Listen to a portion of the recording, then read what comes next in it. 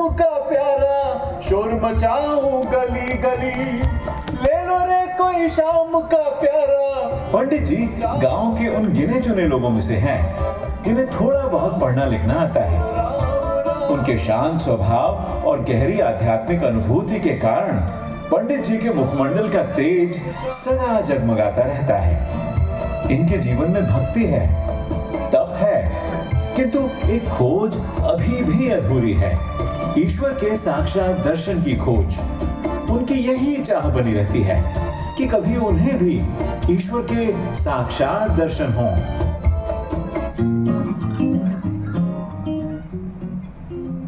ये हैं अपने संतोष भैया।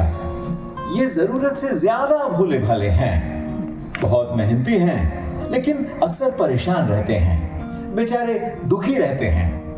दरअसल बात यह है कि इन्होंने अपने बचपन में ही अपने पिताजी को खो दिया था। इसी वजह से उनके मन में एक मलाल है कि काश वे भी अपने पिताजी से मिल सकते। प्रणाम पंडित जी, आज सुबह सुबह आपके दर्शन हो गए, लगता है दिन सार्थक हो गया।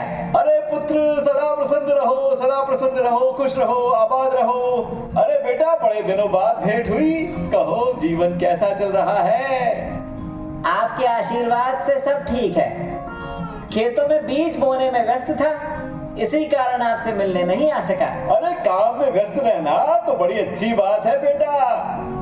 काम में अपने को व्यस्त रखोगे तो घर में चार पैसे भी आएंगे और मन को भी बेकार की बातों में लगने की फुर्सत नहीं रहेगी। और ये है रूपा, गांव की सबसे रूपवान कन्या। खेत में हंसियां चलाती है, लेकिन सपना राजकुमार का सजाती है। उसकी आंखों में एक स्वप्न है कि किसी दिन कोई राजकुमार उसे उसके संघर्ष से निकालकर अपने जीवन की रानी बना लेगा। एक मुसाफिर जो अपने किसी काम से इस गांव से गुजर रहा था, बेचारा थक कर सड़क के किनारे लगे एक पेड़ की छांव में बैठ गया। जब उसने रूपा को देखा तो उससे पूछा, अरे बेटी, यह धर्मपुरा गांव कितना दूर है यहाँ से? तीसरा पहर बीतने से पहले मुझे वहाँ पहुँचना है। अरे बाबूजी, यहाँ से कम 7 कोस दूर है।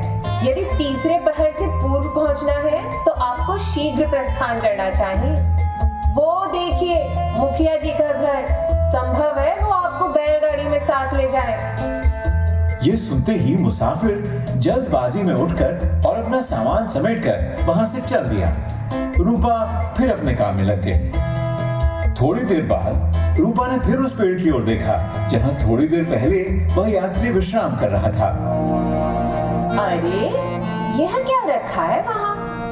लगता है वह मुसाफिर जल्दबाजी में अपना कुछ सामान यहाँ भूल गया है। पास जाकर देखो क्या है यह अजीब सी चीज, इतनी चमक रही है। यह क्या है? इतनी स्वच्छ, इतनी उज्जवल छवि। यह तो कोई कन्या है, अत्यंत सुंदर। ये तो बिल्कुल ऐसी है जैसे मैं बनना चाहती हूँ। क्या यह मैं ही हूँ? क्या मैं भी इतनी सुंदर हो सकती हूँ? रूपा ने जैसे ही उस चीज को देखा तो वो एकदम अचंभित हो गई। रूपा बस उस चमकती चीज में उस सुंदर लड़की की छवि देखती रही और मन ही मन प्रसन्न होती रही। अरे रूपा, क्या देखकर इतना मुस्कुराई जा रही है? अरे ये क्या है? पंडित जी ने कौतूहलवश जबरदस्ती रूपा के हाथ से वह चीज झपट ली और उसमें देखने लगे। जब पंडित जी ने उसमें देखा तो उनकी आंखें भी अचंभे से फटी की फटी रह गईं और उसे देखते ही वे बोल उठे, हे प्रभु, अरे ये तो मेरे प्रभु हैं। यही रूप, बिल्कुल यही रूप मैंने ध्यान में देखा था। जटाजूट, कंठ में रुद्राक्ष। हे प्रभु, मुझे मेरे प्रभु मिल गए, हे नाथ। पंडित जी, इसमें भगवान नहीं है, यह तो एक सुंदर युवती की छवि है। अरे रूपा, पगला तो नहीं गई? ये मेरे भगवान हैं। पंडित जी, इसमें भगवान नहीं है, इसे छोड़ दीजिए।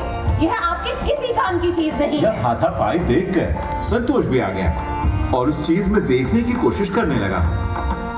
अरे पिताजी, अरे तो पिताजी हैं, बचपन से जिनका चेहरा मेरी स्मृतियों में है। आप दोनों हटिए हटिए हटिए, छोड़ इसे। ये वस्तु मुझे दीजिए। छोड़, इसमें मेरे अब भगवान छोड़िए हैं। इसे, अभी छोड़िए। इसमें मेरे इसमें भगवान मेरी हैं। सुंदरता की देवी मुझे है। दर्शन देने आए हैं। मेरे पिताजी जो मेरे अंतर्मन में सदा बसे अरे हैं। भागो छोड़ यहाँ दीजिए। अरे से। नहीं, इसमें यह मेरे तो कोई भगवान देवी हैं। है, मेरे सौंदर्य की देवी। पंडित जी, संतोष और रूपा तीनों उस चीज को छीनने के लिए हाथापाई में लग गए और झगड़ा बढ़ता चला गया।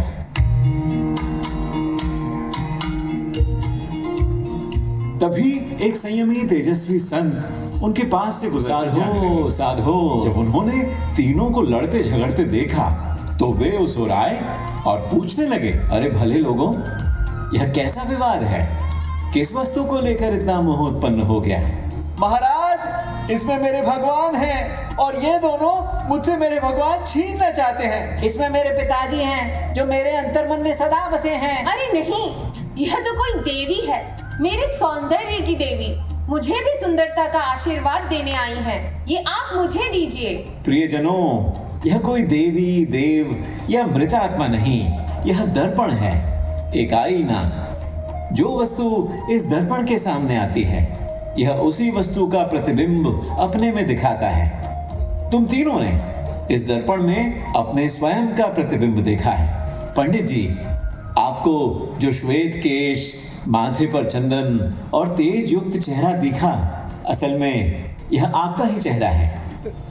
कन्या, तुम्हें जो इसमें सौंदर्य की देवी दिख रही है, असल में यह तुम ही हो। इसमें तुम्हारा ही सौंदर्य दिख रहा है। और बालक,